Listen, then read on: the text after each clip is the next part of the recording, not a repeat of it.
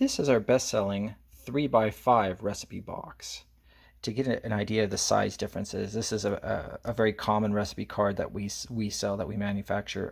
It's a 4x6 size, and these are the old-fashioned 3x5 size. I say they're old-fashioned because they were very popular in the early 20th century, but as kitchens got bigger and could accommodate more space, and perhaps recipes got a little bit more complex, people wanted more space.